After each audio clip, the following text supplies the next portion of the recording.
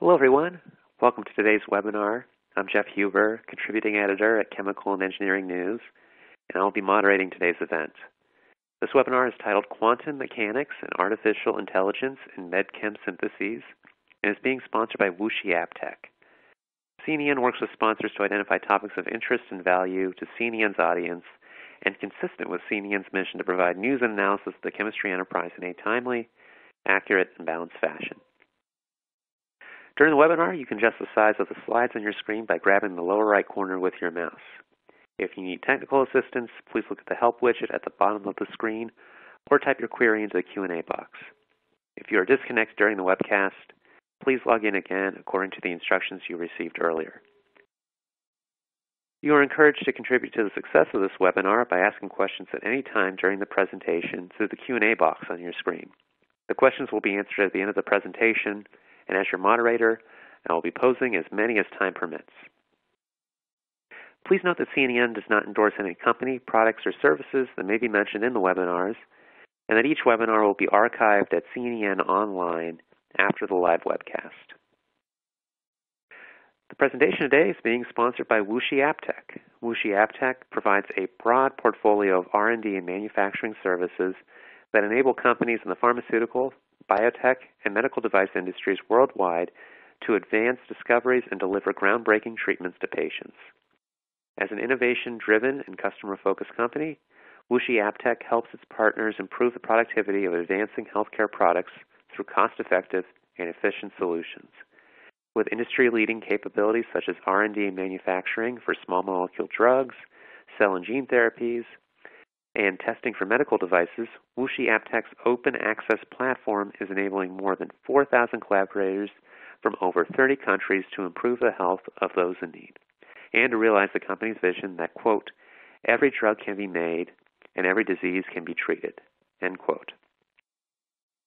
And during the presentation, we will hear from Dr. John S. Wei, Vice President at WuXi QM. Dr. Wei obtained his PhD from the University of British Columbia with late Professor Edward Piers and his postdoctoral training with Professor Barry Sharpless. He joined Merck Research Laboratories Department of Medicinal Chemistry in 1989. Dr. Wei was promoted to be Director of Medicinal Chemistry in 2005. In 2007, he received the Distinguished Scientific Award from the inaugural Merck WP Basic Research Reward and Recognition Forum for his work on HIV integrase inhibitors. In 2013, Dr. Wei received the Heroes of Chemistry Award from the American Chemical Society for his contribution to the discovery and development of Isintris, the first HIV integrase inhibitors approved for treatment of AIDS. Dr. Wei joined WuXi QM as Vice President in 2014. And with that, I will now hand things over to Dr. Wei. Thank you for the introduction. Thanks to CNN and WuXi QM for providing us with this opportunity to share with the audience how we incorporate various quantum mechanics and artificial intelligence tools in our synthetic workflow. Some of the slides are the 4 stages in our synthetic planning and execution that we'll be discussing today: route generation, evaluation, choosing reagents and reaction conditions, then execution, and learning from failure. For route generation, extending beyond what we could come up with, we look into various machine learning or rule-based visual synthetic software to diversify our options for further evaluation. Our evaluation team used a collection of 60 challenging, structurally diverse targets to conduct the first round of evaluation for more than a dozen of this software that come across us.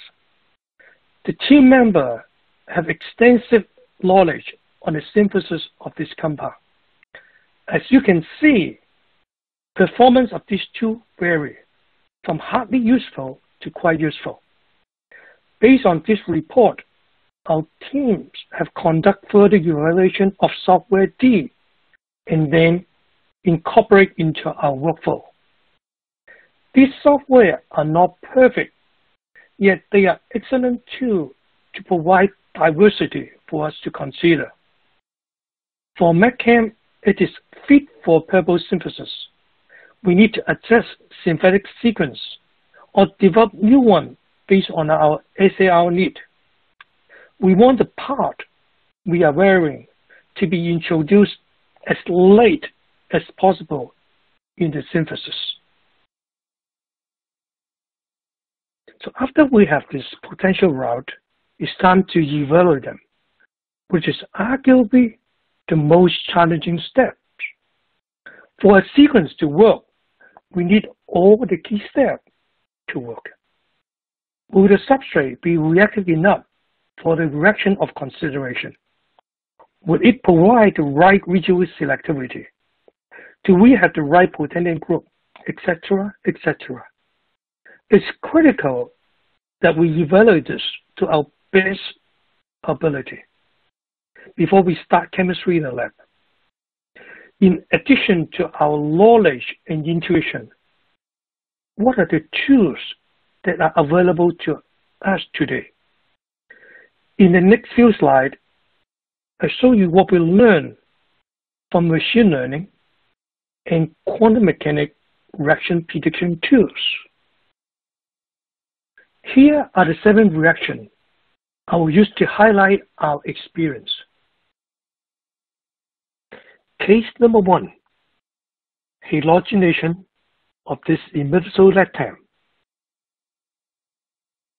Will we have a mixture or a single product? If it's a single product, which one?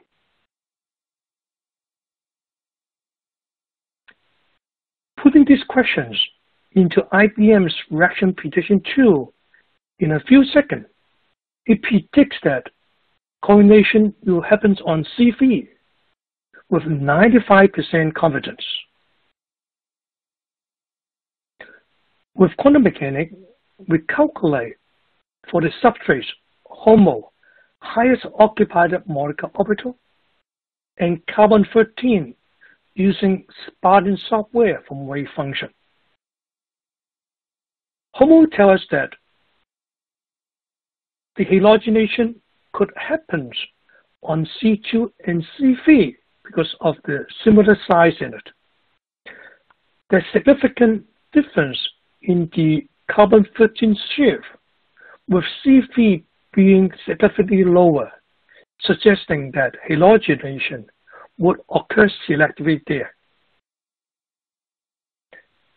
Example 2, with a bromo dichloral heterocyclic substrate for palladium reaction, will oxidative addition occur on the carbon bromide bond or any of the carbon chloride bond? IBM reaction tools predict with 98% confidence that it will be happen on the carbon bromide bond. This is what I would expect too.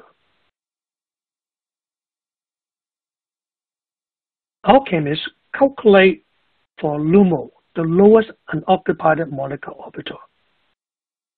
They see there's no LUMO loop on carbon bromide carbon, while it's roughly equal to the same size for the carbon chloride carbons. Then they look at the calculate outstretched wave number, which suggests that the carbon chloride bond pointing downward have lower wave number, a weaker bond. This enables them to predict that the OA will selectively occur there. Indeed, that's what we observe. Similarly, for this intermediate that's generated, when we look at the LUMO of the molecule, there's no significant loop on the carbon next to the bromide, a very significant one for the carbon next to chloride. As such, we predict the next oxidative addition would also occur on the carbon next to the chloride. Case number 3, In this heterozygotic system, we have ester and a nitrile group. By treating it with 1 liquid of lithium hydroxide, will we be able to selectively hydrolyze the ester, either in place of a nitrile? In most cases, this is what we will usually observe.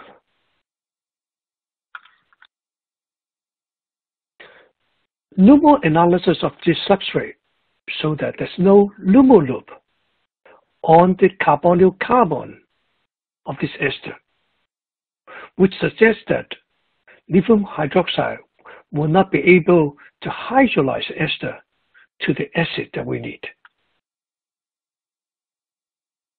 When a molecule with an amide bond with desired potency will discover, we usually would like to make the sulfonyl for comparison. In this case, it is a amino methyl sulfonamide. We thought we could make it by reacting the bromomethyl sulfonamide with the secondary amine just right away, then make it with the bromoacetamide. Experienced medicinal chemists will tell us it is close to impossible. Do we know why? Now, since this bromomethyl sulfonamide is an alkylating reagent, we look into the LUMO of this molecule, both the LUMO and LUMO plus 1. LUMO plus 1 is the orbital with energy 1 level higher than LUMO. As you can see, there is no loop on the carbon next to bromide with LUMO, and just a very little bit of it on the carbon next to bromide with LUMO plus 1, suggesting that SN2 reaction on this will be very difficult, close to impossible. Example 5. We have this pure salt with a bromine and ester group on it. After deprotonation, we treat with alkylating reagent. Would it get on to the nitrogen next to the ester or next to the bromide? We could use A value to predict this. A value of an ester is bigger than that of the bromide.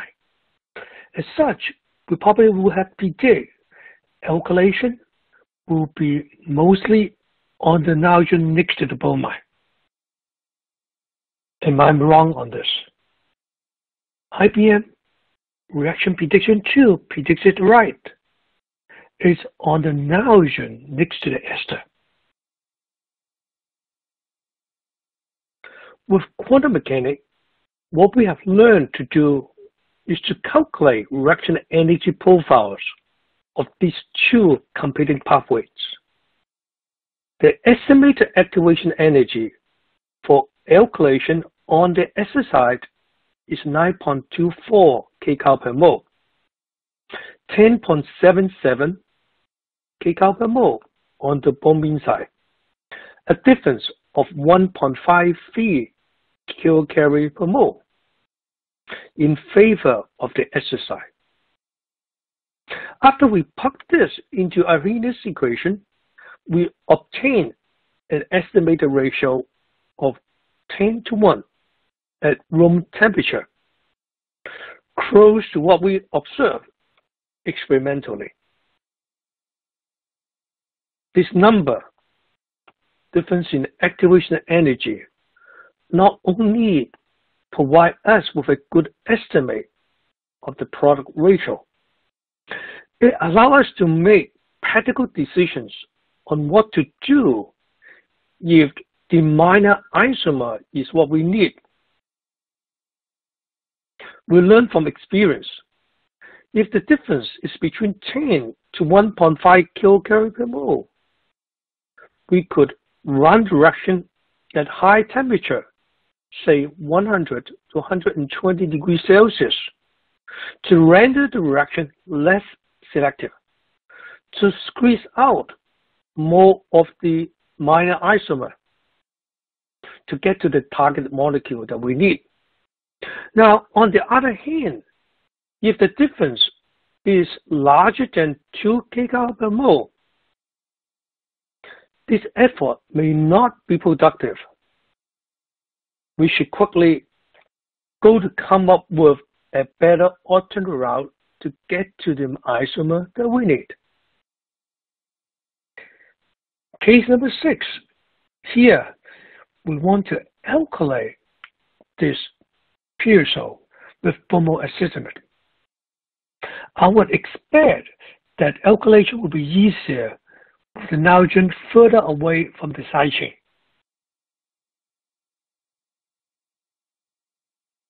Reaction energy profile of alkylation on the nitrogen further away from the side chain give it an estimate of the activation energy about 20.79 kilocalorie per mole. Similar calculation was done on alkylation of the nitrogen next to the side chain, in which we observe a significantly lower activation energy by 60 cal per mole. Quantum mechanics revealed to us there are 2 hydrogen bonds forming between the substrate and the alkylating reagent, accounting for the stabilization, and for the fact that we do not see any of the other isomer that we need.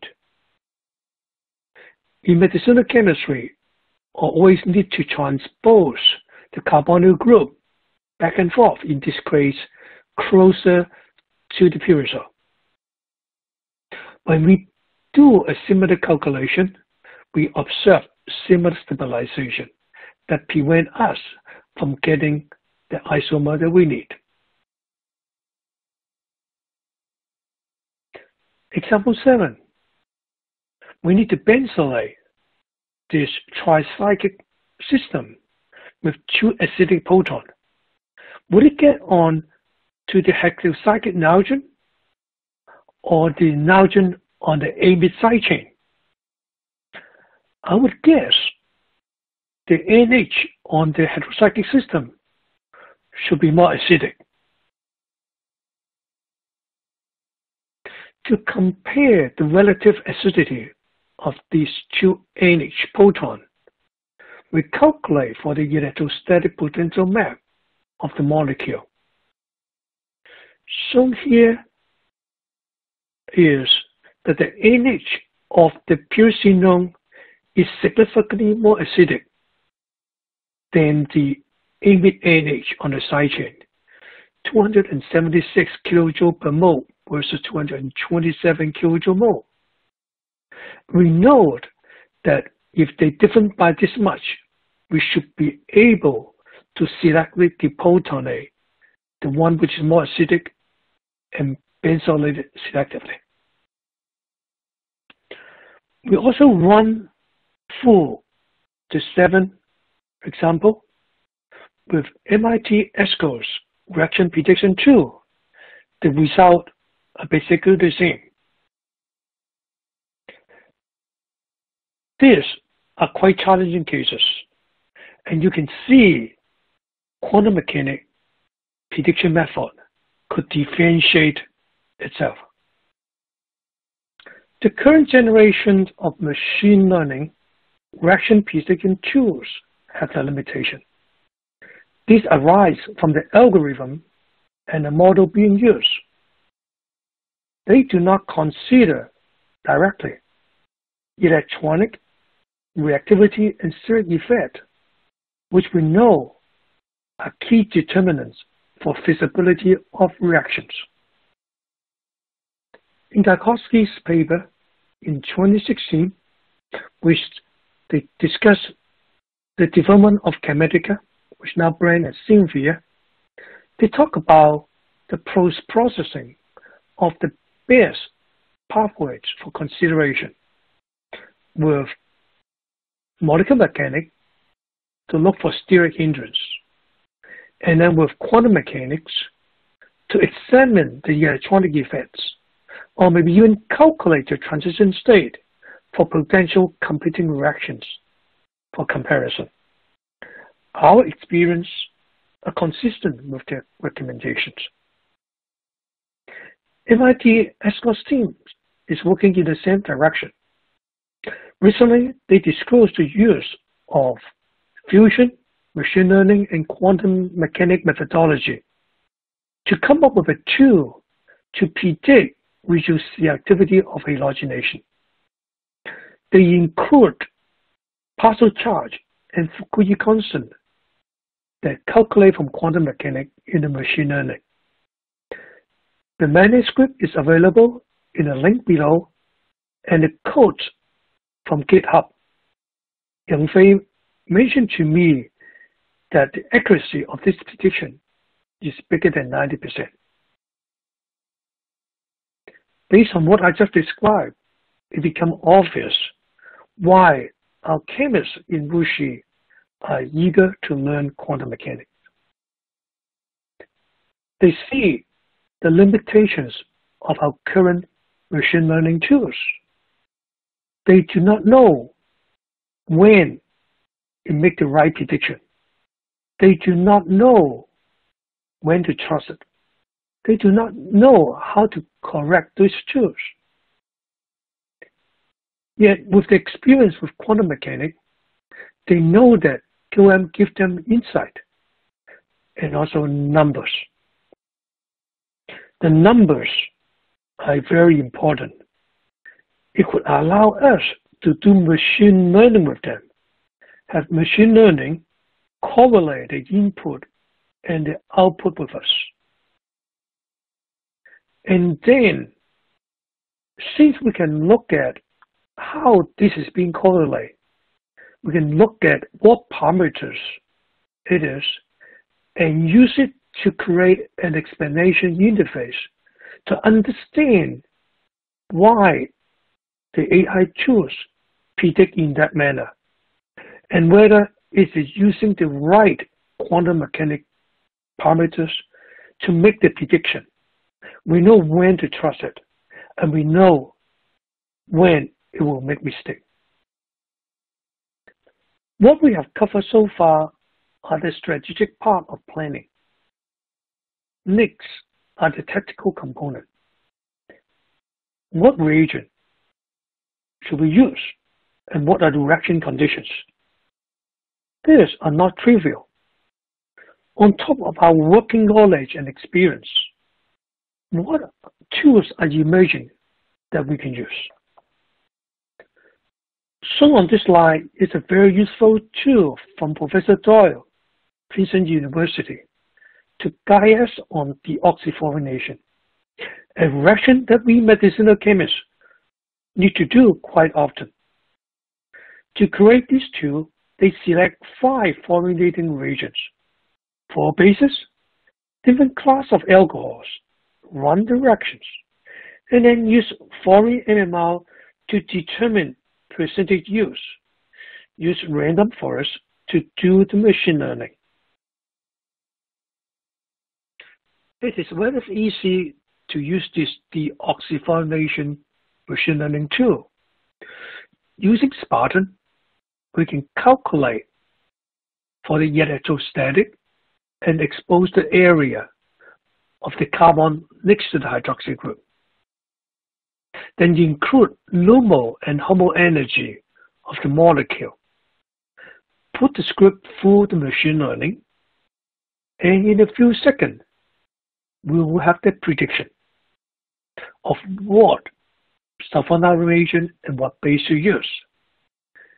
And one can extend this methodology to other reactions and even use it to improve the reagent for the deoxyfluorination.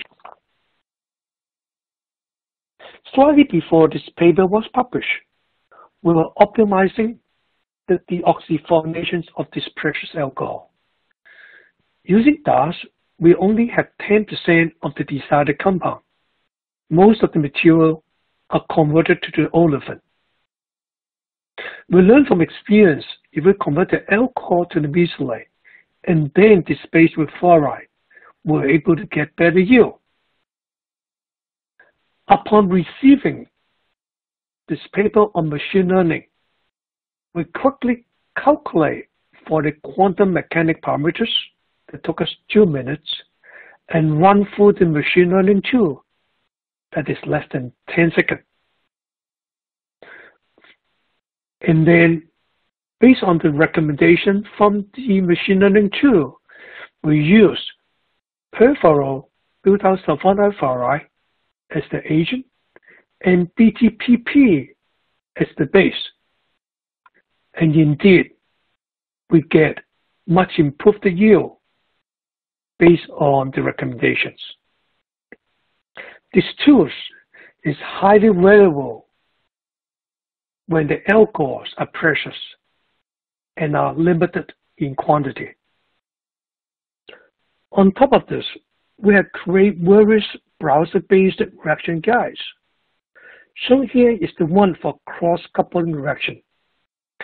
These are all text-based. We choose the reaction, in this case a Suzuki coupling, the structural features of the cross-coupling partners, and then hit search. The recommendation comes from our department and also from the WuXi catalysis screening groups. Stage 4. After we did our experiment, if they work, fantastic. If they don't, it's critical we understand why. As medicinal chemists, we have a very significant advantage to see the trend in the reactivity as we vary the substituents around the reaction center or replacing the heterocyclic system with something else. That reaction do not proceed enable us to define the limit of that reactions with quantum mechanic parameters such as homonumerical energy gap or activation energy. We do not need to walk into predictable dead ends. Proper retrospective analysis with quantum mechanics allow us to make objective prospective one. Better insight beyond what is reported in the literature enable us to plan an statistical chemistry at high level. Here are the examples. Why do we need to wait for hours for bulk production of weakly nucleophile amine? We learn and can rationalize with quantum mechanics that by adding alcohol or water, it will stabilize the transition state, speed up the reaction tremendously. We also learn that if we need to bombinate at the power position to an electron donating group in a system that is intrinsically biased for auto-bombination, we can use this reagent called tetrabutyl ammonium tribromide, enriched because of steric reason. It could only bombinate in the power positions. And there are many, many other reactions in our collections that we could understand a lot better than we could have been. We also find that the recent generations of quantum mechanics, common 13 MMR calculations from Spartan is tremendously useful when 2D MMR results are not conclusive. Our chemists will now start calculation as they submit the sample for MMR experiments. In this case shown here, we end up with a mixture that we can separate. By comparing the experimental result versus the calculate, we can assign it isomer 1, the structure A, and isomer 2 with structure B. Now for a reaction which only give one isomers, is even more important. If it fits the number that we expect, we have the right isomer. If not, then we do not need to wait until the assay result come back to know that we have the wrong isomer. That significantly reduce the cycle time to get to the target compound that we want to get to. This QM-based MMR workflow could also be automated by using the DP4 AI tools that's recently published by Professor Goodman of the University of Cambridge. Our teams have used quantum mechanics successfully in many aspects, which I don't have the opportunity to cover today in this webinar. You could find more of them in this WuXi link below. Currently, there are 16 chapters. The first 12 have been collated into an ebook, which you could download for free in the same link. The title of the book, Quantum Mechanics for Organic Chemists, an Experimentalist Approach. We have been able to teach our colleagues or associates how to use quantum mechanics effectively. We review our approach, our tools regularly, and provide feedbacks to our colleagues, developers of the tools, for improvements. Our staff have benefited tremendously after they incorporate QM and AI tools I just mentioned, building stronger knowledge and intuitions to guide the decision. In summary, we observe that our teams have transformed themselves after they incorporate Regio-synthesis tools and quantum mechanics calculations into the workflow. These two tools are highly synergistic. When they have more viable options to consider, they use QM tools more and more efficiently to evaluate each of the sequence, each of the key steps in the sequence for feasibility before they start chemistry. This allows them to get to the target molecule faster and more efficiently. I would like to acknowledge our department members, colleagues in WuXi, developer of various tools that we are using and evaluated for making this talk possible. I want to thank Tommy, Guxin, Jane, Zhenxing, Yongsheng, Zhenpeng, Jinhua, Chen for identifying, evaluating, and implementing these tools. Special thanks to Tommy and Yongsheng for creating browser-based catalysis and photo redox guide.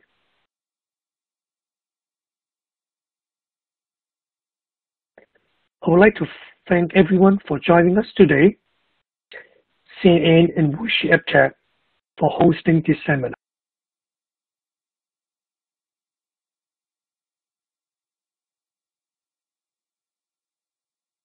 All right, great. Thank you so much, Dr. Wei, for your presentation. And thank you, audience, for submitting questions during the presentation. We're going to get to some of those questions now. And if people have additional questions, please feel free to submit them, and we'll try and get to as many as we can. So let's start off with this question, Dr. Wei, that came in during your presentation. The question asks, is there any software, free or licensed versions, for incorporating AI and QM during medicinal chemistry synthesis? So that's a very good question. I wish there is something like this. Currently, they are very discrete. The AI tool, machine learning AI tool, are specifically generated for a specific questions. Quantum mechanics tools, there are ones that are free and there are ones that we have to pay for.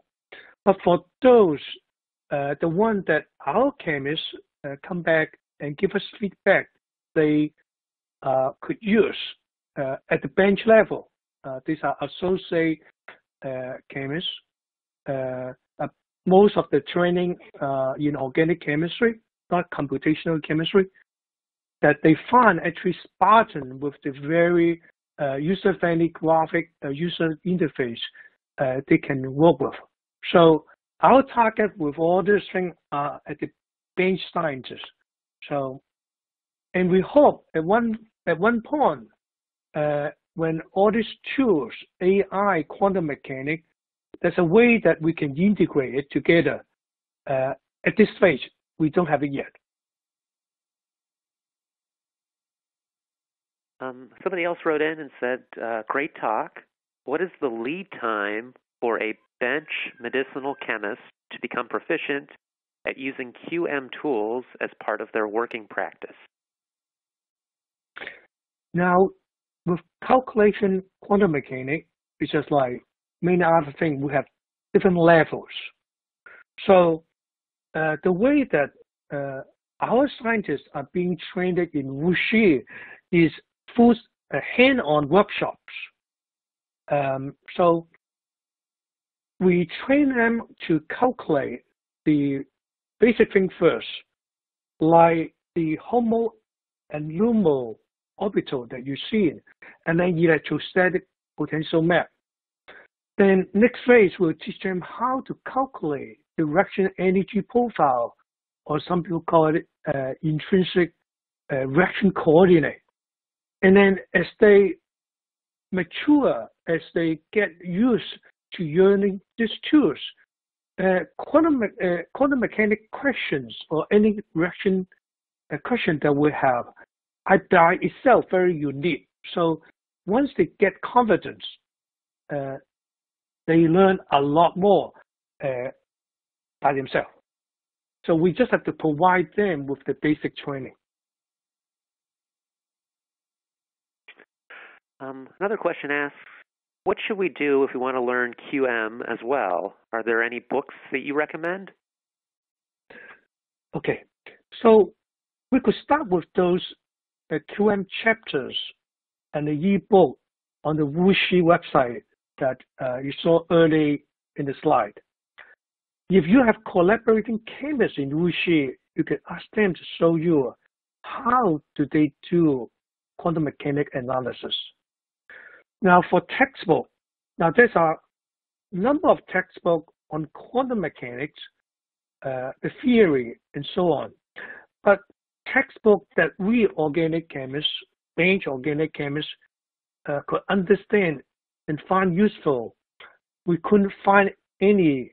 So that's the reason why our bench chemists wrote all these chapters and we collated them into an ebook for training.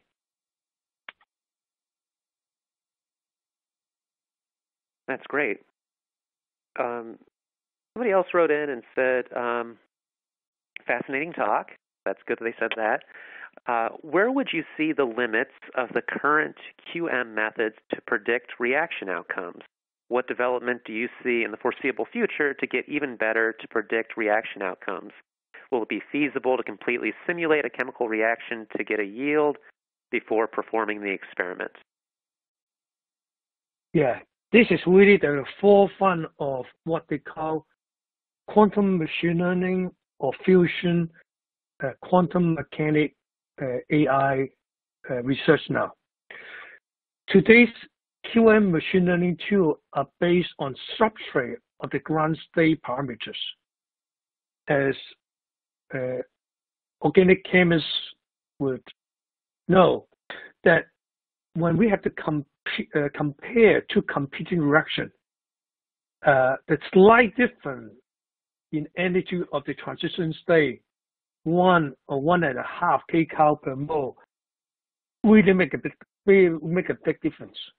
So the next phase is how can we find models that we can calculate things that looks like the transition state or close to the real transition state, and then see whether machine learning could pick it up and then make prediction. Now, for those, it will take a while to get there, because the reality is there's a lot of reaction that we thought we understand the mechanism, what could be the transition state.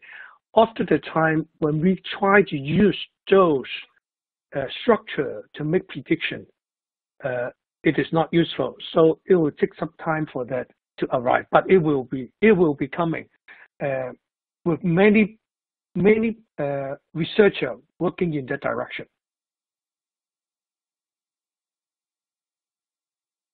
Somebody else wrote in and said there are many computational schemes in quantum mechanics, including DFT, CCSD, semi-empirical methods, etc., and they vary in precision. What is your suggestion when selecting a proper QM method to make a prediction? So for organic reactions, right, we find semi-empirical useless, molecular mechanics useless.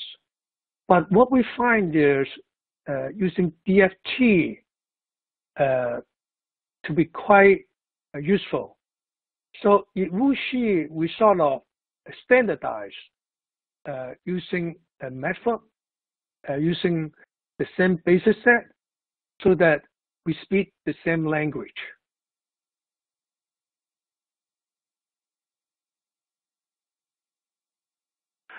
Another question asks, with advanced results of QM in hand, is there any necessity to still perform IBM ML?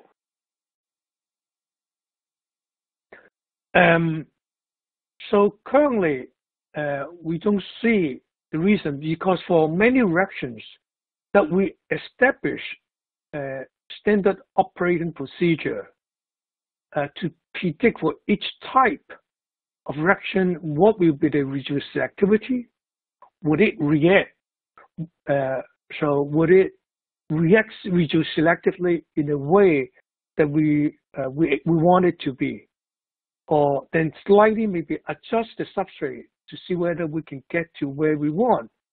So we continue to monitor and try out different tools, but as far as the bench level chemists, they follow the SOP that we establish.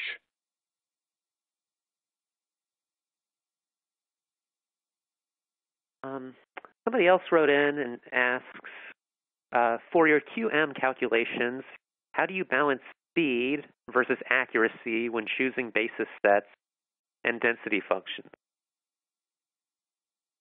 So quantum mechanics is a better approximation of reality than my intuition over the decades of thinking about organic chemistry. So how accurate do we need to be? We find that actually, even with DFT, the very basic ones are able to help us to make certain quite accurate prediction. Now, of course, there's some interaction that when we simply look at the substrate, it will not be able to help us to make the difference, like the alkylation in which it involves at the transition state two hydrogen bond interaction to stabilize it.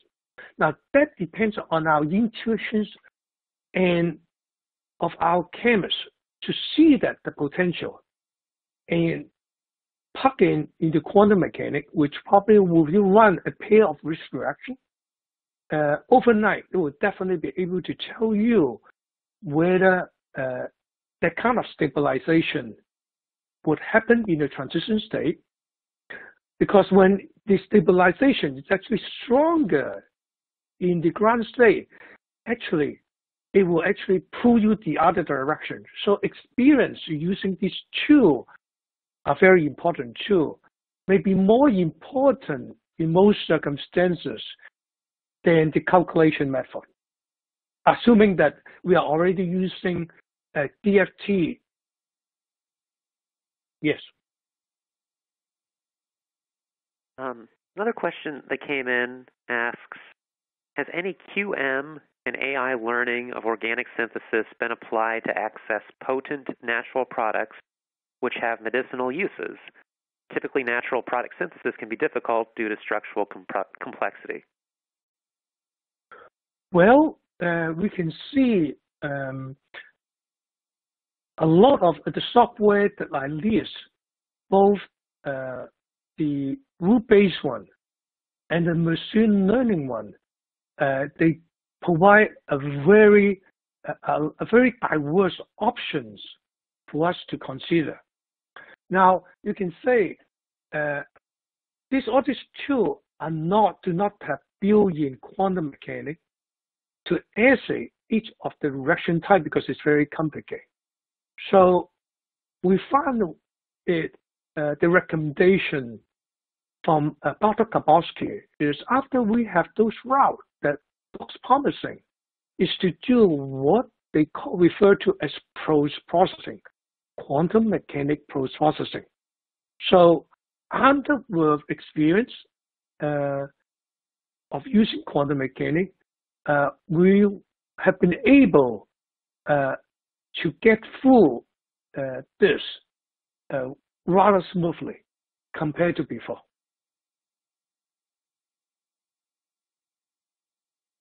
Another question came in, asks, which functional and basis set do you use at standard method?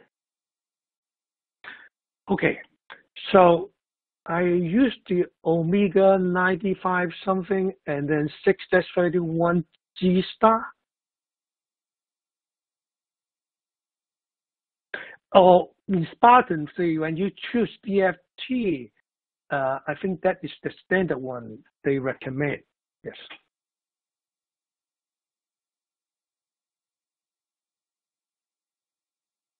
Great. Going through the questions that we have available here. One question asks, could you comment on your choice of using Spartan for QM calculations? How about Gaussian, Jaguar, Orca, US Games? Yes, all these are very powerful quantum mechanics calculating tools. Each of them have their features. Most of them actually are using command line to do a lot of calculations.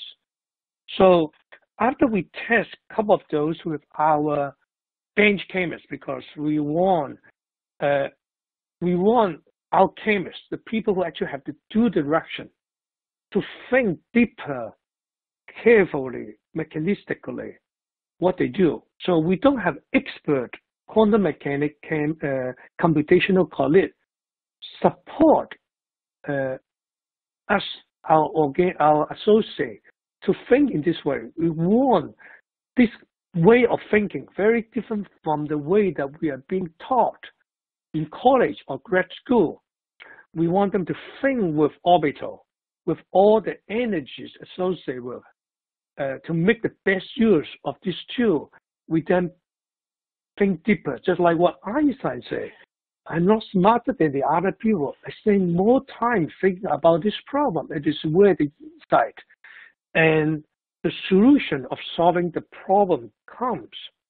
So we want to penetrate that. And when the feedback comes back to us that they prefer the very user-friendly graphic interface of Spartan, we talked to our chain of command in WuXi, and we got the enterprise license for that.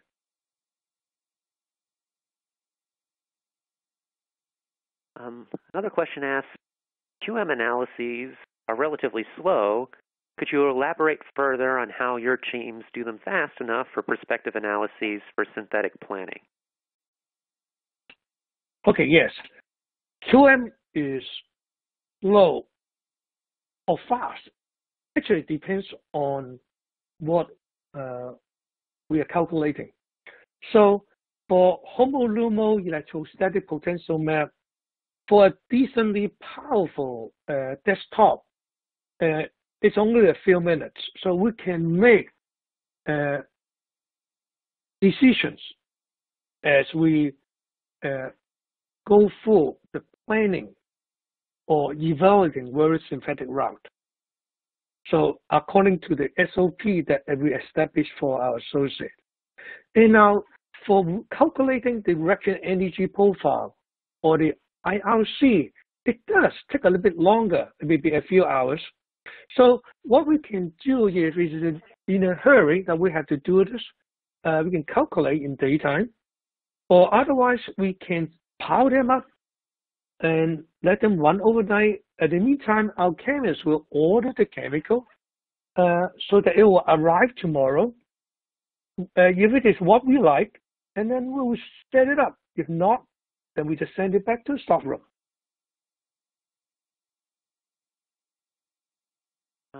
Someone else wrote in and asked, what are the limitations of the QM calculations you use? Could machine learning techniques make up for those limits?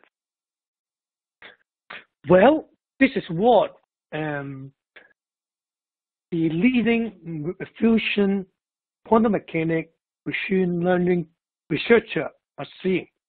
Like, could we teach machine learning enough quantum mechanics? They can simply take the structure, guess what the transition states are, and then use correlation and come up with predicting tools, right? So how good it is. So this is where the current research are.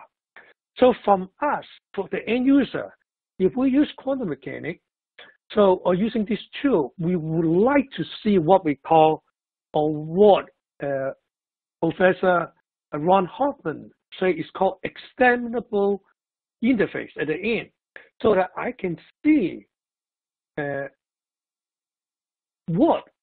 how does it make the prediction, right? If I question that, or maybe I want to do post-processing, quickly can have a way that I actually can run the real quantum mechanics to see whether the correlation, machine learning is always a correlation. It's not causality, right? With quantum mechanics, it is a better approximation of reality. But if machine learning that are trained by quantum mechanics can alert us, hey, this actually look more promising than you think. Why don't you check it out? So we use it in this way. And I think it will arrive. It's a matter of computational power in generating these tools. Another question came in and asked, could you comment on scaling of CPU/GPU computational resources and IP protection of proprietary structures? So I think for a CRO in our environment, we have to ensure the IP protection of our clients, right? So all the calculation that I showed you are calculated in WuXi locally in our very powerful computer locally in each of the FTE teams. Then this implementation really depends from the setting, right? In a big pharma, they can do distributing computation across the network. In CRO like us, we have to localize it to ensure IP protection. Now, QM calculation are very intensive.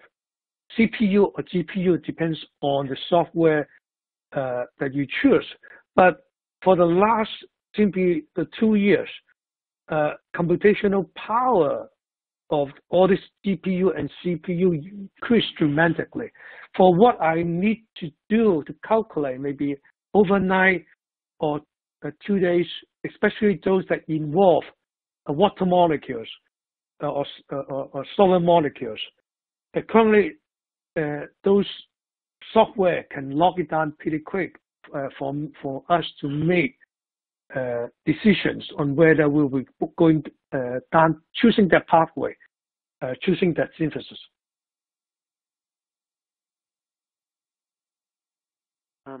somebody else wrote in and asked which type of data, either computational data or experimental data, do you think is appropriate to train the AI model in the chemical reaction problem? Well, I think indeed both, right? Currently, we simply, from with the data that we have, it is correlation of some facts at the superficial information, the structure of the molecule and how they interact. And we don't really even in training of this model, including the reagent in a lot of this training. So how do we include all this? Quantum mechanics could have an opportunity for us to do this. So I do not know whether I answered this question in that that is the submitter would want me to think about it. So I could elaborate if they can extend a little bit exactly what they're thinking about. Yeah, and unfortunately, that's all that they provided in their question. But I'm sure they appreciate your answer. Let's see. Somebody asked, if we have specific chemistry we need to analyze with QM, who should we contact?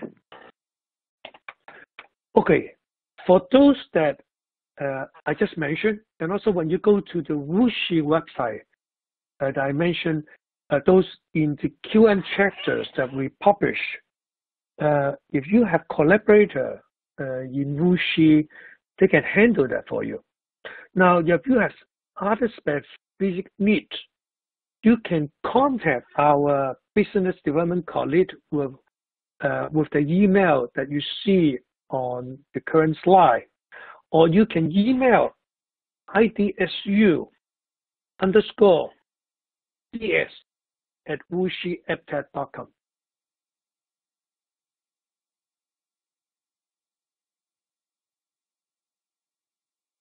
Great. I'm sure people appreciate having those points of contact. Another question that came in says, I'm a process chemist. How applicable are these tools in process research and development? Yeah, that is really good questions. Quantum mechanics is applicable to many aspects of chemistry. I would say almost any aspect of chemistry. It's just whether we know how to ask the questions. So we have opportunity to work with process colleagues in our collaborations. And often the time, the way that we see it intuitively are different from what eventually quantum mechanics taught us. So with a very open, objective way to look at it, the quantum mechanics always provide us with insight that allow us to reach where we need to go faster as we understand exactly, say, why a certain reaction with a certain protecting group gets stuck, while if it is replaced by other functional group, it proceeds well. So quantum mechanics could be as simple sometimes a few minutes of calculation tell us this is where the problem is. Of course, there are times that it is our mental block that we get stuck with it. But eventually, once we understand, we say, how come it takes us so long to understand it and appreciate it? Yes. Okay. And one more question here. What are the limitations you see with the current generation of QM and QM AI tools? What can we do to improve them? Okay. Wow. I think this is the second time people ask this question in the Q&A. I think it really reflects what everyone really find out about the current machine learning tools or how we incorporate it. As I mentioned, thinking about quantum mechanics at the ground state have its limitation, right? So as we proceed, as we have more computational power, to calculate a ground state structure will cost us maybe a few seconds currently for a decent structure. But calculate something that looks more like a transition state will take us a lot longer time. But as computational power improves, we'll get there, right? And machine learning will take whatever data and find the correlation. Great. Well, we're at the top of the hour right now, so I think we should probably wrap this up. I want to say thank you again, Dr. Wei, for your fascinating presentation. Thank you, participants, for being a great audience. Be sure to check CNN or CNN Online for information on the next edition of CNN webinars. Thank you, On24, for technology and production services. And thank you, WuXi AppTech, for the sponsorship that made this interactive webcast possible. For CNN webinars, I'm Jeff Huber, and I hope everyone has a great day. Thank you.